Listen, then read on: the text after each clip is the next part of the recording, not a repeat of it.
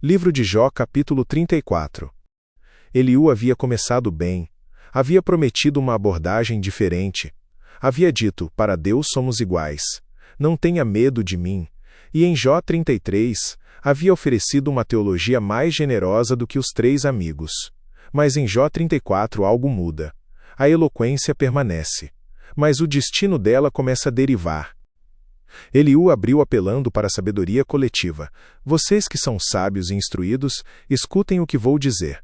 Assim como os ouvidos julgam o valor das palavras e o paladar prova os alimentos, assim nós agora vamos examinar o caso e resolvê-lo do jeito que nos parecer melhor.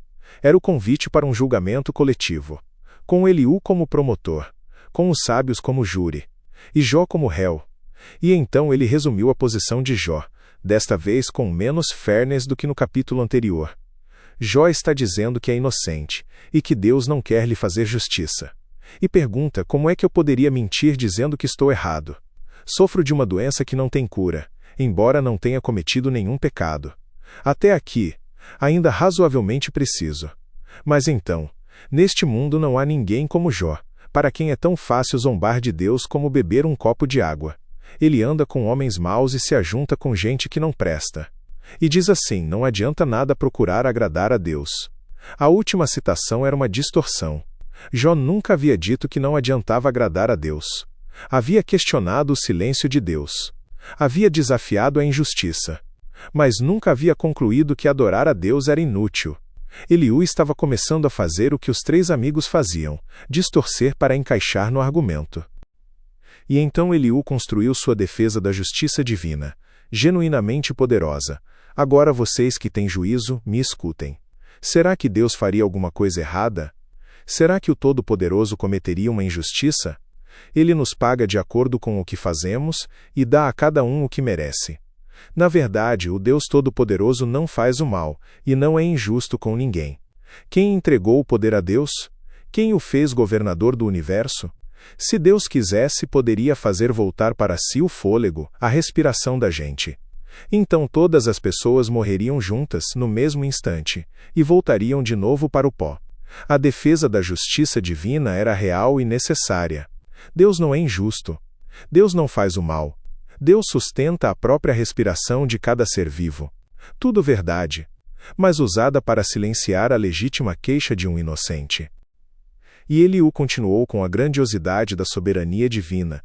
Se Deus odiasse a justiça, não poderia governar o mundo. Será que você quer condenar aquele que é justo e poderoso? Deus condena os reis e as autoridades quando são maus, quando não prestam. Ele não mostra preferência pelas pessoas que estão no poder, nem favorece os ricos em prejuízo dos pobres, pois todos foram criados por ele. A morte pode vir de repente no meio da noite, pois ele sabe tudo o que fazemos, e vê todos os passos que damos. Não existe nenhum lugar, por mais escuro que seja, onde um pecador possa se esconder de Deus. Pois Deus conhece o que eles fazem, de noite ele os derruba e esmaga. Em público, na frente de todos, Deus os castiga como se fossem criminosos, porque eles se afastaram dele, e não quiseram obedecer a nenhum dos seus mandamentos. Eles fizeram com que os gritos dos pobres e explorados subissem até Deus, e ele os escutou. Essa última linha era extraordinária e irônica. Os gritos dos pobres sobem até Deus, e ele os escuta. Jó havia gritado por capítulos. E ele estava usando essa verdade geral para sugerir que Jó não estava entre os pobres cujos gritos Deus ouvia, mas entre os opressores que seriam derrubados. E então Eliú desceu do grandioso para o pessoal, e foi onde o discurso começou a desmoronar.